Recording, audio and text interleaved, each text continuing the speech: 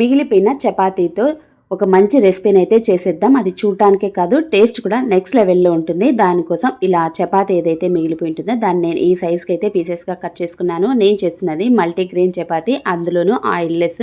మీరు నార్మల్గా వీట్ చపాతీతో చేసుకున్నా సరే చాలా టేస్టీగా ఉంటుంది. ఒక మీడియం సైజ్ ఎర్రగడ్డని, పచ్చిమిర్చిని, కరివేపాకుని కొద్దిగా ఆయిల్ వేసి మగ్గించేసుకోవాలి. మీ టేస్ట్కి తగ్గట్టుగా ఎర్రగడ్డని, పచ్చిమిర్చిని పెంచుకోవచ్చు లేదా తగ్గించుకోవచ్చు. నేనైతే కరెక్ట్గా అయితే వేసానండి.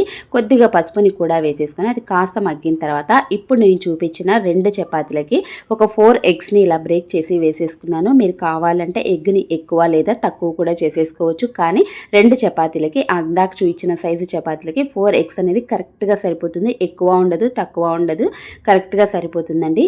వేసేసి ఒకసారి ఇలా కలిపేసి వదిలేస్తే మనకు ఇలా ఆమ్లెట్లా అయితే అది వస్తుంది కదా. సో దాన్ని మరీ పల్చగా చిన్న చిన్న ముక్కలుగా కాకుండా ఇలా పెద్ద పెద్ద ముక్కలుగా అయితే బ్రేక్ చేసేసాను. ఇప్పుడు కట్ చేసి పెట్టేసుకున్న చపాతీని మన టేస్ట్కి తగ్గట్టుగా ఇక్కడ సాల్ట్ని, కారంని అయితే నేను యాడ్ చేశాను.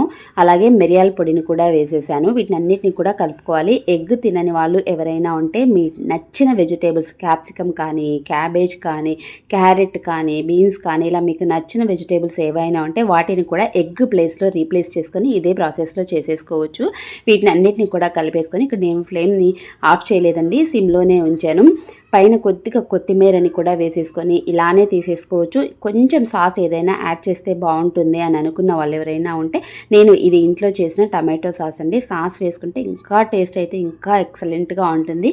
చాలా సింపుల్గా ఫటాఫట్ మంటూ 5 మినిట్స్లో అయిపోతుంది. చాలా చాలా టేస్టీగా కూడా ఉంటుంది. ఎప్పుడైనా సరే మీకు చపాతీ మిగిలిపోతే ఇలా అయితే ఒకసారి ట్రై చేయండి. అదే పనిగా చపాతీని ఎక్స్ట్రా చేసుకొని మరీ ఈ రెసిపీని అయితే ఎంజాయ్ చేస్తారు. Thank you for watching.